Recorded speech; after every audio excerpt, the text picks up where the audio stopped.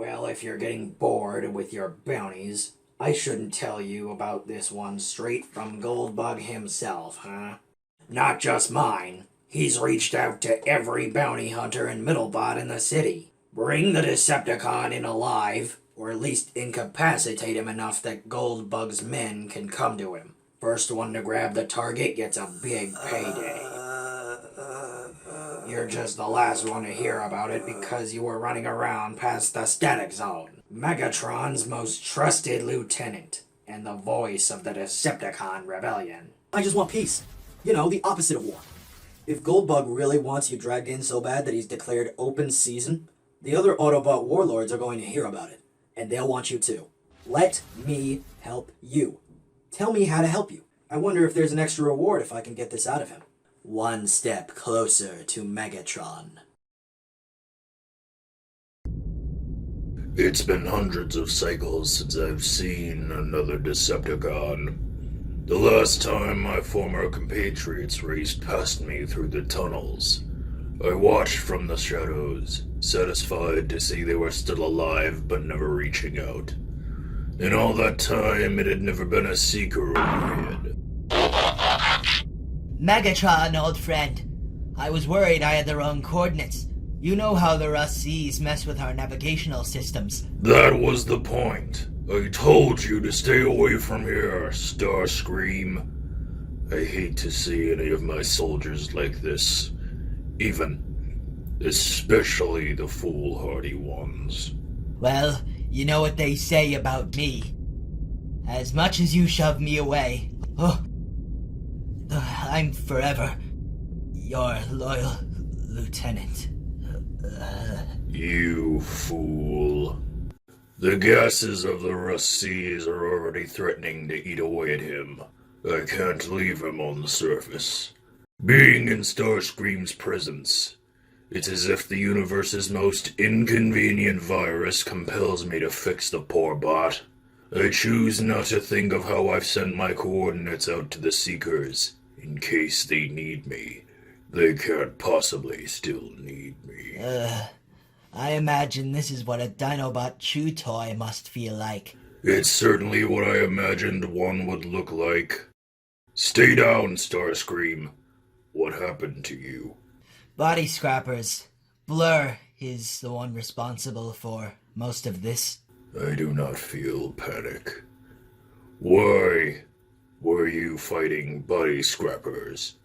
I wasn't looking for them, I assure you. I don't know how, but they got wind of my recent activities.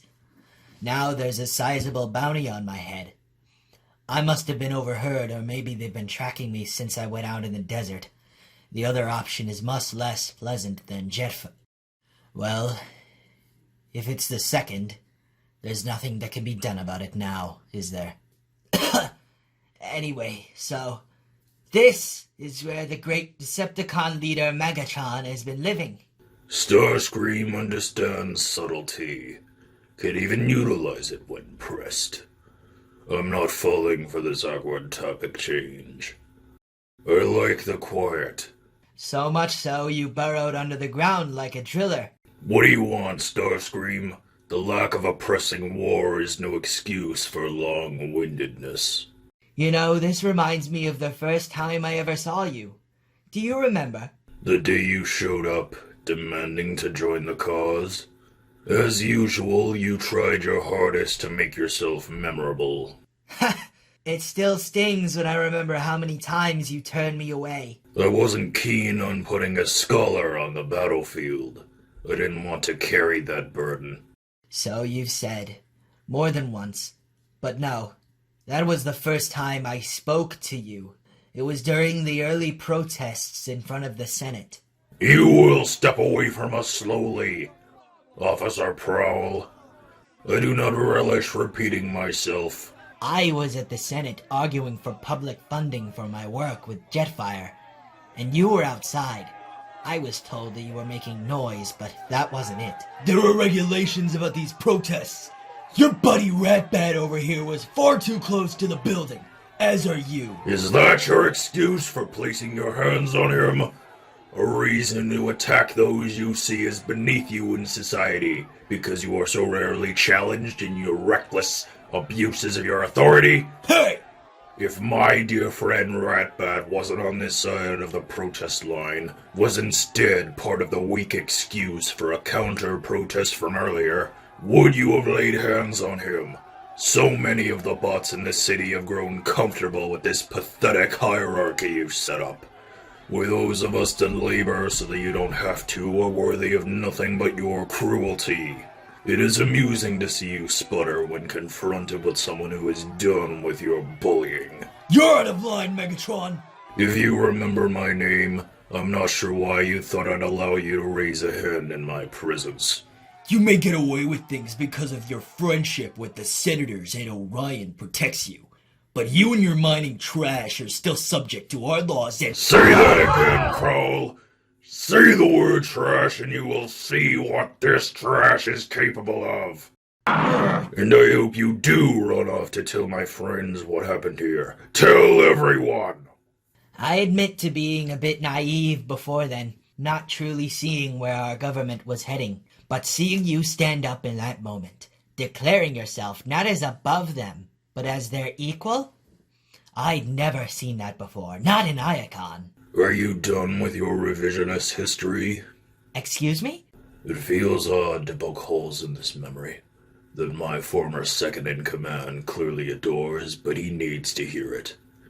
What you saw as a great moment, I remember as the first time I was arrested.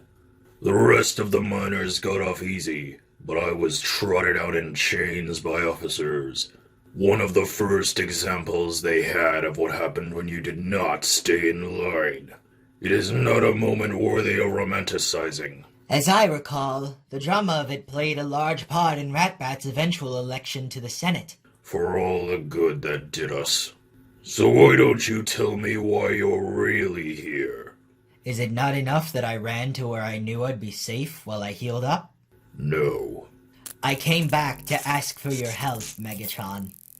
I need you because, as you can see, I've got a Titan-sized target on my back. I could attempt to recruit others without your help, but— You'd be better off that way. If things are as bad as you say, you need a leader. And I am no leader. What do you mean I'm free to go? You heard me. Someone higher up has decided this isn't worth our time. Again. Surely he wouldn't have interfered. Megatron, good to see jail didn't treat you poorly, even if you would have deserved it. Good night, Orion. Thank you, Orion, for getting me out from jail and erasing yet another disorderly conduct charge. I know how poorly our friendship reflects on your ambitions and plans while you try to bring order to this planet, so it is greatly appreciated. Feel free to add a few of your non-committal grunts that you do whenever I'm right if it makes you feel better. Are you nothing, Orion? After all the times I've vouched for you, I think you do. These silly protests need to stop, Megatron. I'm tired of you dressing up chaos and calling it rights and empathy. None of that mattered until you riled up every bot with this Decepticon nonsense. Now I spend half my time cleaning up your pathetic messes. My messes? I'm fighting against what you and your secret police did to Shockwave. You reinstituted Impurita to break a bot that was supposed to be your friend, so he would stop fighting your men in the Senate. You thought you could take away his compassion with a torture from a bygone era, and when he tried to fight against your men, you replaced his hands and head with ones he wouldn't recognize. The surgery went wrong. You made that same empathy consume him, overwhelm him. Megatron, listen to yourself. My secret police, my men in the Senate.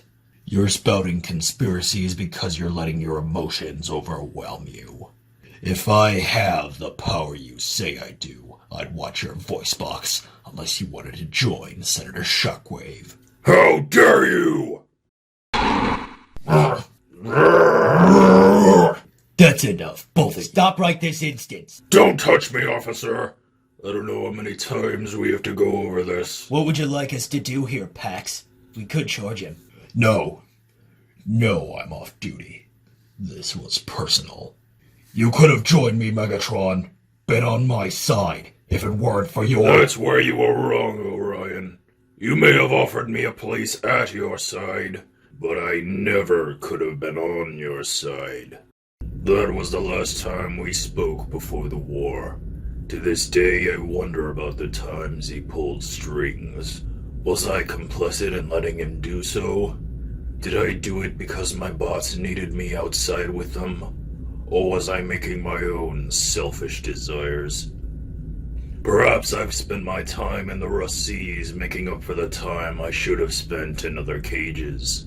You know, if I were the dramatic type, I might say it looks as if you're hoping to rust away standing like this. But you'd never say something like that. No, I would never. I can't be what you're looking for, Starscream. It must be unforeseen damage to my voice box that makes me hesitate. I'm not the leader of the Decepticons anymore. I respect what you think you understand about my influence, but that is not my reality. You would be better off recruiting— Absolutely not, Megatron. I did not come all this way to leave empty-handed. I need you! I am not your commander anymore. I once had that title, but I was never worthy of it. You may have forgotten what my leadership cost us. Allow me to remind you. I know normally I would offer up words that Lieutenant Starscream wrote for me. He is better at language than I. But today, I speak to you from the deepest corners of my spark. Some of you came to Earth with me when I crashed, helped me heal my wounds. Some of you came later, after we discovered rarefied energon, and knew we had to protect this planet and its resources from Optimus Prime and his so-called Autobots. We have made mistakes, and perhaps Earth will never go back to what it once was. But change, evolution, is not the end. Not for the humans, and not for us. So today, we keep up the fight, so that we all might see what the future holds. Do you really believe all of that? About the future and this being worth it? I don't have patience for lies, Thundercracker. One would think you'd know that. This has to be worth it. And I promise you, even while things look dark, it will be. We will triumph. I fought like a fool on that battlefield. A fool who threw myself at a monster. I'd hoped it would come to this, old friend. We're past friendships. We're past nothing, Megatron, until I say we are! No! Earth crumbled beneath my frame, collapsing under the weight of our war. I decided then I would be a martyr. I have never followed your orders, Prime. I see no reason to start now. Fine then. For Earth, for Cybertron, for our cause. How dare! Martyrdom is laughable, and I know that now. Give up, Decepticon! Because once your wish has been granted, there is nothing left. I laid there for what might have been cycles, decacycles, or kilocycles, until I could hear the footsteps of neither Decepticon nor Autobot. With no repairs and leaking energon, I waited for my spark to go out. Megatron, leader of the Decepticons, had died under the boot of our greatest tyrant, and I once called him a friend. When my spark proved too stubborn to give out, I scoured the land for a ship that may have been left behind. I patched myself up and worked to repair the ship. As I'd soon discover, I should have stayed on Earth. By the time I returned, most of us had scattered or died. Optimus and Goldbug and Prowl had resorted to infighting. The Autobot Warlords 3. I never took you for a coward, Megatron. But apparently, I should have returned decacycles ago if this is the nonsense you've come up with in the meantime. Nonsense? I know you do more than replay what I've said. But if more words are too difficult at the moment, would you like me to tell you what you've forgotten? Because I remember it differently. We dove into battle led by a fearless, dashing leader. Starscream. Don't worry, he had equally dashing soldiers at his back. Starscream. Heh. Always wanted a Seeker trophy. But that wasn't what we spoke about after that battle on Earth. We spoke of how you saved Thundercracker with a point-blank shot that led to Bumblebee needing a new body. We drank to the vision of you taking down wave upon wave of Autobots, and how tyrants fell at your feet. Starscream, Perhaps you saw yourself as a martyr, but to us, you were a hero. Optimus Prime! Optimus Prime is on the horizon! Oh, good. I wanted my spark to get snuffed out today. You're never not pessimistic, are you? So, we run now, right? You run! I will stay behind. Absolutely not, Commander. He will kill you. We were always going to kill one another. It was just a question of whether it was here or on Cybertron. No, we're not leaving you here. We'll fight with you. It doesn't make any sense. Enough! If you stay with me and fight, we will all die. If I go with you, he will hunt us down and we will all die. I will stay behind and buy you time. You will round up as many Decepticons as possible and make it off this planet. I don't care if you go to Cybertron or another planet, but it will give you time to have a head start. Starscream, Thundercracker, Skywarp, I need you to do this. Not for me, but for what we stand for. Is that clear? Thundercracker out. I'll get the ship ready. Commander, There was nothing for me to say. I followed your orders, and following your orders led to us escaping. I didn't see you fall, and I didn't see how long you spent on Earth. But what I do know, you say you're not a leader because we lost. But that loss wasn't on your shoulders. Neither was the bot count when it was all over. But those that survived Earth that day, we lived on because of you. Because you were willing to lose to keep us alive. I have no right to ask any more of you, Megatron, and I know that. But we are scattered, living as if Cybertron is nothing but an abandoned junkyard for Decepticons. We cannot exist without a leader, and I know of no one else the Decepticons will rally behind like the bot that saved our lives. Starscream has always had a way with words. I want to believe him more than I've believed in anything other than the Decepticons in my entire life. Even if I accept what you are saying, Starscream, there is no cause for you to rally behind. That was true, last time you knew anything about what was happening. But you've been underground a long time, and things are different now. I may have changed things. Excuse me? Starscream, your theatrics and need for a stage aren't any more charming now than— Sit down, Megatron. I'm not some newly awakened spark, Starscream. I do not need to brace myself. Funny you put it that way. Remember we talked before, theoretically, about using my spark as the ultimate indestructible safe? What if I told you that was no longer theoretical, Megatron? What if I told you that we can use what I have inside of it to wake the Titans? We can take back Cybertron!